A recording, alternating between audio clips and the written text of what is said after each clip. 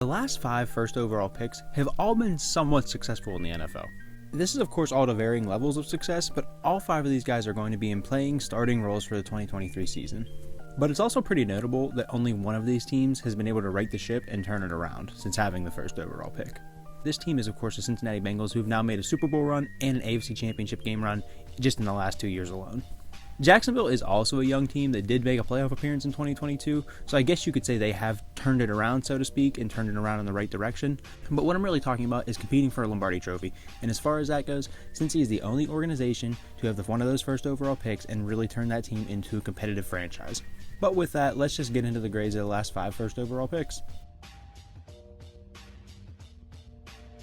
Starting with the most recent first overall pick, just back in 2022, the Jacksonville Jaguars selected Trayvon Walker out of Georgia. And this pick was scrutinized a bit at the time because there was quite a few people that thought the Jags should have went with edge rusher Aiden Hutchinson from Michigan. Both of these guys had awesome college careers, but it feels like Trayvon was a bit more underrated coming out of school because he was at Georgia, who was the beginning of becoming one of the juggernauts in all of college football. And I guess it's tough to call someone underrated when they went first overall in the NFL draft, but Walker rose up the draft boards and Jacksonville decided to take the run stopper that stood at 6'5" and 275 pounds in hopes that he could take his elite size and add some pass rush moves to his game. His rookie season definitely did show some great flashes, like his 1 interception on the season. Trayvon made a great play on the ball and came down with a pick. But other than that, he did end his rookie season with 49 total tackles and 3.5 sacks. And like I said before, Trayvon is very valuable in the run game, which really never shows up in the box score. But if you turn on the tape, Walker was such a valuable piece to the Jaguars' run game in 2022. And I do think he'll add some pass rush moves here as his career progresses, but it is really early on in Trayvon's career, so it's a bit tough to actually give him a real grade, but I'm going to go with the grade of a B for this Jags pick in 2022. This was the first of back-to-back first overall picks for the Jags, and in 2021 they chose slam dunk prospect Trevor Lawrence out of Clemson. Trevor was viewed by many as easily the best player in the draft, and I will say there were a few brave souls that did have Zach Wilson as a better quarterback prospect than Lawrence. But in the mix of a ton of bad decisions by the Jaguars franchise, they did the right thing in taking Trevor. It didn't start too hard for Lawrence in his rookie year, where he completed just under 60% of his passes, and he was the league leader in interceptions at 17. And of course, looking back now, this is definitely not all Trevor's fault, as he was in one of the worst situations a rookie could possibly be in with Urban Meyer as his head coach. The quarterback's second season went much better under new coach Doug Peterson, where he threw 25 touchdowns to just 8 interceptions, and the Jags won their division in 2022. Lawrence would also lead his team to a victory in the wildcard round over the Los Angeles Chargers in an amazing comeback win. His sophomore season would end the very next week when they met up with the eventual Super Bowl champion Kansas City Chiefs, but the pick looks like it's moving in the right directions for the Jags, so I'm going to give this 2021 selection a grade of an A, with the obvious chance to go all the way to an A+ if Trevor can lead this squad deep in the playoffs over the next few seasons here. Another hyped-up quarterback prospect went first overall in 2020, and that was the LSU Tigers starter Joe Burrow. His senior year in college was legendary, and basically every single football fan knew Joe Burrow's name before he even played a down in the league. In 2019 at LSU, Burrow threw for over 5,600 yards and 60 touchdowns, and this was all in 15 games, keep in mind. So this made the Cincinnati Bengals decision pretty easy with the first overall pick in the 2020 draft. But unfortunately, Joe would only play in 10 games his rookie year after it was cut short due to a season-ending injury. 2021 and 2022 would go much better for the city of Cincinnati and Joe Burrow, as they would make a Super Bowl run in 21 and a deep playoff run to the AFC Championship game in 2022. Of course, he didn't do this alone, and it's really worth mentioning the players like Jesse Bates and of course Jamar Chase, who have been really productive guys over the past 2 seasons for the Bengals. But overall, it wasn't hard to give the selection of Joe Burrow an A+, just for simply what the team has accomplished in his time as a Bengal.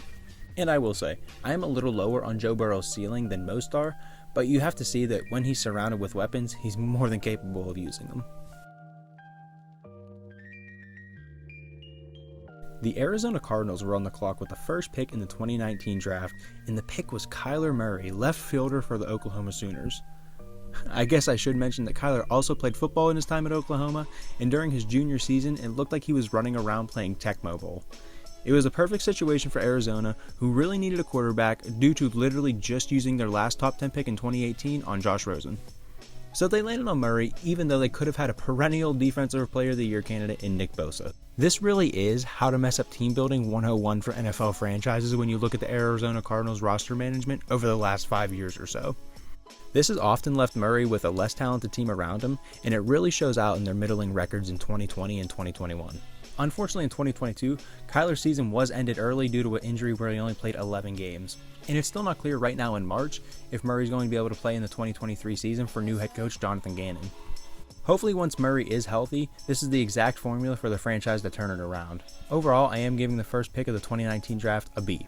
But I could see where you could give this pick an even a little bit lower grade, but I am going to stick with a B for right now.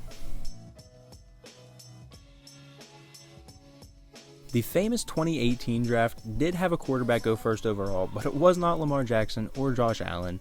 It was Baker Mayfield, the quarterback from Oklahoma. And this, of course, was the first of back-to-back Sooner quarterbacks to go first overall. But this meant turning the page for the Cleveland Browns, who chose Baker with the first overall pick. And actually, it meant they were writing a completely different book. The Browns were coming off a season where they couldn't even manage a single win. They went 0-16.